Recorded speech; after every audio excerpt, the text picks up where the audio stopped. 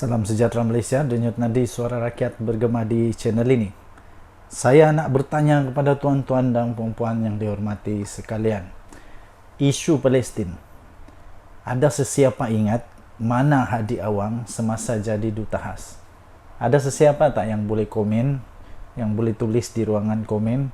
Sebab saya ingin bertanya, waktu Hadi Awang jadi Duta Khas, ada isu Palestin tak waktu itu? Ada juga. Di mana dia waktu itu ya? Ada sesiapa ingat tak di mana Hadi Awang semasa jadi Duta Khas? Pelik juga.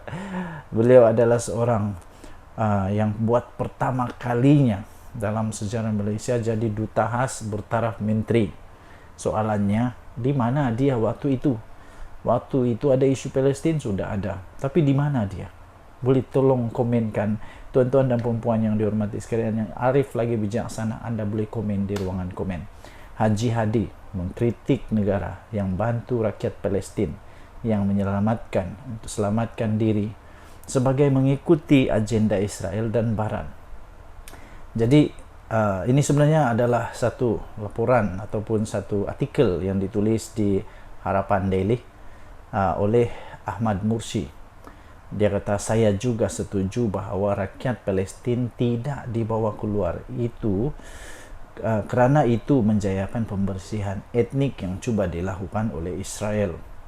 Tapi pada masa yang dipilih oleh Haji Hadi menulis, masa yang dipilih Haji Hadi menulis seolah-olah sedang mengkritik PM10 yang secara senyap-senyap melakukan misi gila membantu saudara Nadir An-Nuri mengeluarkan anak-anaknya dari Gaza. Ini dibuat setelah dia meminta bantuan PM10 dan tindakan ini mendapat pujian meluas daripada rakyat Malaysia.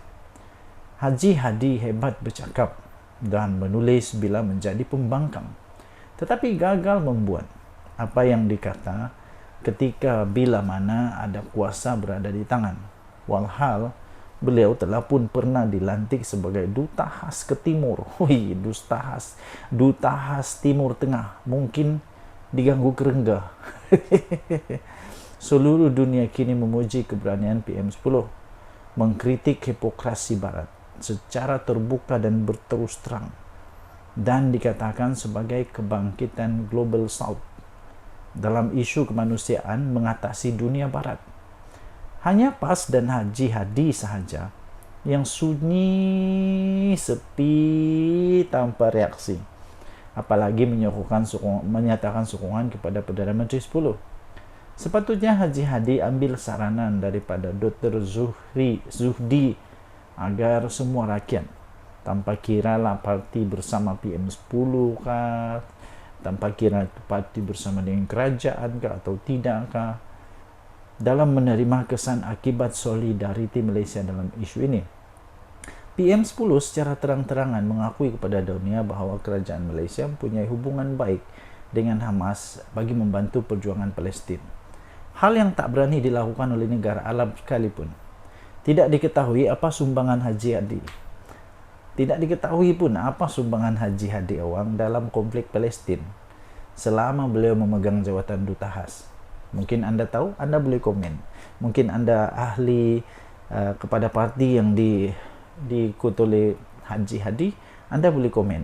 Mungkin anda boleh memberikan fakta di sana apa yang dia buat semasa dia memegang jawatan Duta Khas tersebut. Hanya yang terbit di media waktu itu ialah pendiriannya berkecuali dalam krisis di Timur Tengah. Waktu itu berkecuali. Bahkan dia tidak juga untuk berusaha mengubah dasar, kerajaan Malaysia berkenaan penyelesaian dua negara yang sudah wujud pun sejak sekian lama.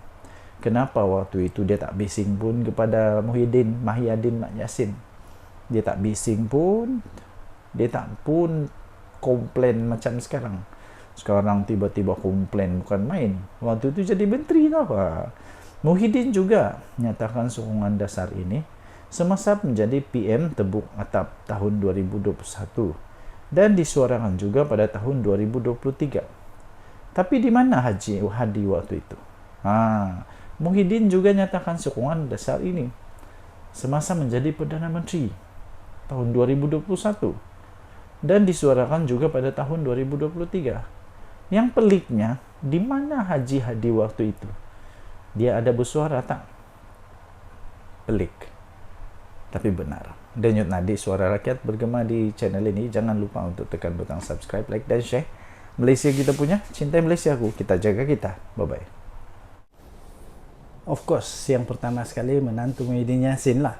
Menantu Muhyiddin Yassin akan didakwa atas pertuduhan pecah amanah. Kemudian pemalsuan dokumen. Pemalsuan dokumen dan buat tuntutan palsu. SPRM telah sahkan menahan anak Menteri Besar Perlis. Kemudian anak Zamzai Zainuddin didakwa mengemukakan dokumen palsu dan memiliki minyak masak lebihan. Jadi sila jawab, jangan berdiri, jangan lari, sila jawab. 3 pencapaian anak pemimpin PN yang membanggakan. Lepas ini giliran siapa pula? Satu demi satu pencapaian anak beberapa pemimpin Perikatan Nasional PN muncul dan hangat diperkatakan oleh rakyat Malaysia. Saya nak ucapkan tahniah. Pada masa sama, penyokong tegar pembangkang yang mesra dipanggil walaun dilihat tidak pula berbunyi apabila ada keluarga pemimpin mereka terlibat dalam kes mahkamah. Sanusi nak komen apa lepas ni? Sanusi nak apa lepas ni? Menantu pengurusi PN, menantu pengurusi Perikatan Nasional Tan Sri Mahyadin Mat Yassin yang sekarang ini jadi pelarian. Sudah jadi pelarian. Datuk Sri Muhammad Adlan Berhan sudah hilang dari negara Malaysia sejak bila? Sejak Mei tahun lalu lagi, dah setahun ni. Dia dan peguamnya Mansur Saad menghadapi pertuduhan pecah amanah jenayah CBT oleh Suruhanjaya Pencegahan Rasuah Malaysia SPRM. Mereka menghadapi pertuduhan berkaitan pendakwaan kes rasuah dan penyelewengan yang berhubung dengan projek berkaitan pendaftaran, pengambilan serta penyimpanan biometrik pekerja asing di sebuah kementerian. Bagaimanapun, Adlan 48 dan Mansur 69 dipercayai telah melarikan diri daripada negara ini masing-masing pada 17 Mei dan 21 Mei tahun lepas. Adlan mempunyai alamat terakhir di Sunway Kiara Hills. Manakala Mansur pula beramat terakhir di SS19 1C Subang Jaya Selangor. Namun Adlan dalam satu kenyataan melalui peguamnya Datuk Baljit Singh Sidhu menafikan dia lari daripada pihak berkuasa dan menyatakan akan pulang ke tanah air bagi membantu siasatan. Pada Oktober tahun lalu, polis telah mengesahkan telah menyerah dokumen yang diperlukan kepada Interpol untuk permohonan notis merah terhadap Adlan dan Mansur. Kedua, iaitu anak Setiausaha Agung Perikatan Nasional. Anak Setiausaha Agung Perikatan Nasional PN, Datuk Sri Hamzah Zainuddin yang juga Ketua Pembangkang, berdepan pertuduhan telah mengemukakan dokumen palsu dan memiliki barang kawalan minyak masak melebihi had yang telah dibenarkan. Muhammad Faizal Hamzah, 39 tahun, didakwa bersama Azizul Abdul Halim, 55 tahun, kedua-duanya pengarah Rimba Merpati Sdn Bhd, yaitu pemegang lesen minyak masak Borong. Mereka didakwa memberikan maklumat palsu dengan mengeluarkan invoice palsu mengenai penjualan minyak itu kepada syarikat peruncit tempatan Pasar Segar Din Maju yang menyalahi Seksyen 8-4 Akta Kawalan Bekalan 1961. Berikutan itu mereka didakwa mengikut Seksyen 8-4-B Akta Kawalan Bekalan 1961 yang boleh dihukum di bawah Seksyen 22-2 Akta yang sama. Tertuduh selaku pemegang lesen borong juga didapati melanggar Peraturan 9-1 Peraturan Kawalan Bekalan 1974, yaitu memiliki barang kawalan berjadual jenis minyak masak melebihi 50 tan metrik. Sabit kesalahan boleh didenda maksimum 1 juta. Maksimum 1 juta ringgit Malaysia dan penjara tidak melebihi 3 tahun atau kedua-duanya. Bagi kesalahan kali kedua dan seterusnya, boleh didenda maksimum 3 juta atau penjara maksimum 5 tahun atau kedua-duanya. Nombor 3, yang baru masuk dalam list, tahniah diucapkanlah, yang baru masuk dalam list ialah anak Menteri Besar Perlis. Paling terbaru dan menggemparkan ialah kes yang melibatkan anak kepada Menteri Besar Perlis Muhammad Syukri Ramli. Anak lelaki pengerusi Perikatan Nasional Perlis itu antara 6 individu yang direman oleh SPRM. Pada hari ini, mereka direman bagi membantu siasatan pemalsuan dokumen tuntutan palsu berjumlah RM600,000.